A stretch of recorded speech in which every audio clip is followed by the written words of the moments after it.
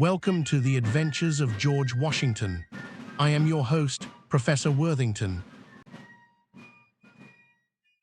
This week we have a special guest in the studio, George Washington.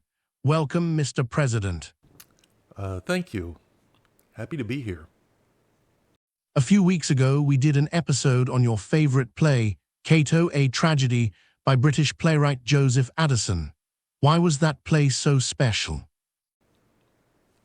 Well, it was about a man, a politician, who put his principles of public service ahead of his personal ambition for power. And that is a very rare quality in a politician. It was rare in Rome during the time of Cato. It was rare in Britain when Joseph Addison wrote the play. And it was even rare in the United States during my time. And it's even more rare today in the United States, if it even exists at all. That is a rather pessimistic view of politics today, don't you think? Perhaps. But can you name one politician that you believe does not put their personal ambitions ahead of the need to serve the public? Well, moving on. Cato was not the only work by Joseph Addison that you liked. Yeah, that's correct. Addison and his friend Richard Steele, who was a playwright and a politician, published daily essays from 1711 to 1712 under the title The Spectator. Together, they wrote 635 of these essays, and I started reading them in 1748 when I was a teenager. Can you tell us a little bit about these essays? Addison and Steele said that their goal for The Spectator was to bring philosophical discussions out of the exclusive confines of libraries, schools, and colleges, and into more accessible spaces like public coffee houses and family breakfast tables. But they wanted to do it in a manner that would enliven morality with wit and temper wit with morality. What do you think they meant by that? They were looking to dive into serious and even touchy topics, but with plenty of humor and clever banter to keep things light. How were they able to do that? The narrator of the stories in the essays went by the name Mr. Spectator. He described himself as a man of profound silence, who for a period of 8 years scarcely uttered the quantity of 100 words. And he claimed that he never spoke more than 3 sentences at one time in his entire life. No offense intended, but that sounds a lot like you. No offense taken. I remember reading in Matthew Hale that a person should speak with humility and avoid seeking applause. It is a principle that I've lived by my entire life. That is true. We covered Matthew Hale in episode 2 of The Adventures of George Washington. People often criticized me for not speaking more as a member of the Continental Congress or as the president of the Constitutional Convention, or they've said that I was a poor public speaker.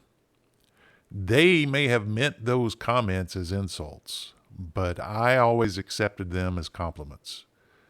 I believe that it is better for a leader to be a good listener than an eloquent speaker.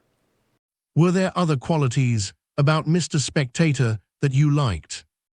He never tied himself to any political party, which gave him the freedom to call out both the Whigs and the Tories of his day. In essay number 125, he didn't hold back, saying that political parties split a country in two, ruin good neighborhoods, and even turn decent folks against each other. And in essay 57, he quipped that nothing ages a face quite like party zeal. What do you think he meant by that statement? People get so engrossed in loyalty to their political parties that they get what he called an ill-natured cast to their eye. And that fiery zeal, it doesn't just distort their faces, it warps their thinking, making them unpleasant to be around. And in the end, all that intensity amounts to nothing. Addison nailed it when he said that competition, factions, and debates are meaningless for the residents of a graveyard. With Steele being a politician himself, what did he think of Addison's description of political leaders? These essays actually came out before Steele ever stepped foot in Parliament. But Addison, on the other hand, he was already in the thick of it. He served as a member of Parliament from 1708 until he died in 1719. So yes, he was actively critiquing politicians while being one himself. And though he and Steele didn't always see eye to eye politically, they stayed friends. In fact, Addison had a brilliantly cynical take in essay number 13 when he admitted that politicians brawl in public, then drink to each other's health behind closed doors.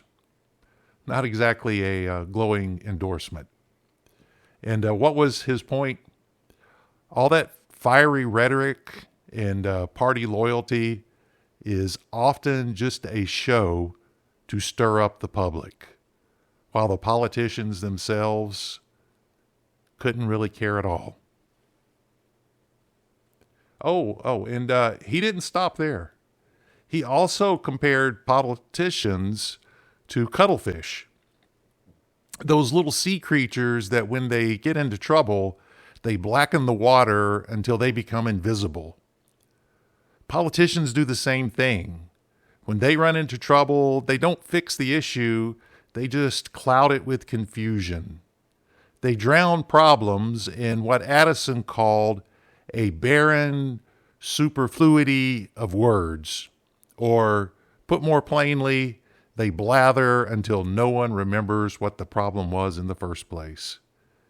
And again, as he would put it, the fruit gets lost amidst the exuberance of leaves.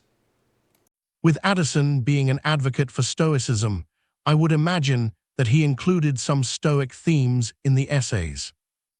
Absolutely. In essay number 4, he emphasized the value of being exempt from the passions that torment others. Then in essay number 6, he took on the topic of public and private virtues, just as he later did in the play Cato. And in this essay, he also pointed out that knowing the right thing is only half the battle, that what really counts is doing the right thing.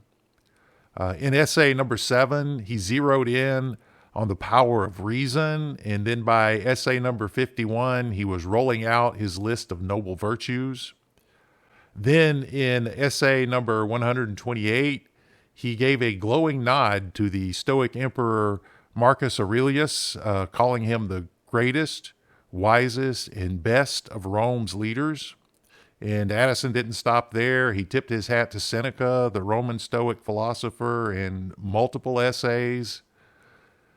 And all of that was just from the first quarter of the essays. And if you really want to soak up the wisdom of Addison, I would say try reading one essay each morning with your cup of coffee. It's the thing that he suggested, and honestly, it still holds up as a pretty solid way to start the day.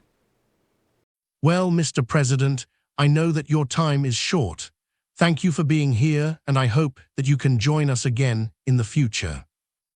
Well, that sounds like a good idea. Thank you for watching. If you found the content useful or entertaining, please subscribe. See this video's description for a complete list of references. We look forward to being with you again in the next episode. I have been your host, Professor Worthington.